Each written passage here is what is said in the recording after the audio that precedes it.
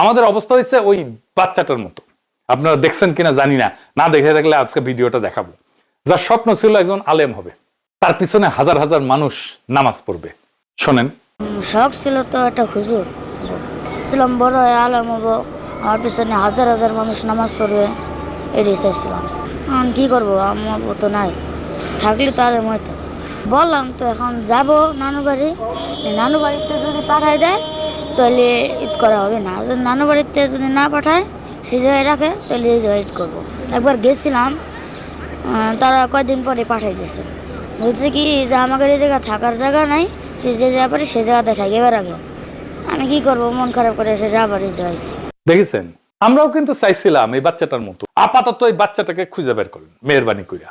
ওর আলেম হওয়ার স্বপ্ন আমরা দেশবাসী পূরণ করব। ওর দোয়া যেন আমাদের উপরে বরকত হইয়া ঝরে পড়ে।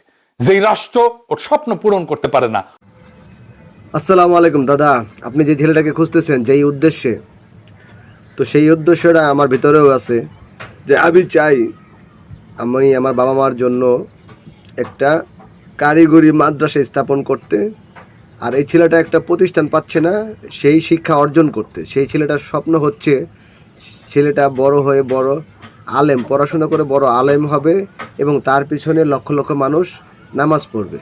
আর আমার ইচ্ছা হচ্ছে আমি একটা প্রতিষ্ঠান বানাতে চাই যেখানে এতিম, অসহায়, গরিব বাচ্চারা শিক্ষায় শিক্ষিত হবে এবং হাতে কলমে কর্মমুখী শিক্ষায় শিক্ষিত হবে। সেই জন্য দাদা আমি আপনার হেল্প চাই, সাহায্য চাই। আমি জায়গা দিব, আমি সেই জায়গাটা দিব, কিন্তু বাদবাকি সাহায্য দাদা আপনি করবেন ইনশাল্লাহ। ওই রাষ্ট্রকে, ওই সংবিধানকে লাথি মেরে চুরমার করিয়া নতুন রাষ্ট্র গড়াই আমাদের লক্ষ্য হবে। ওটাই হবে আমাদের আজাদি।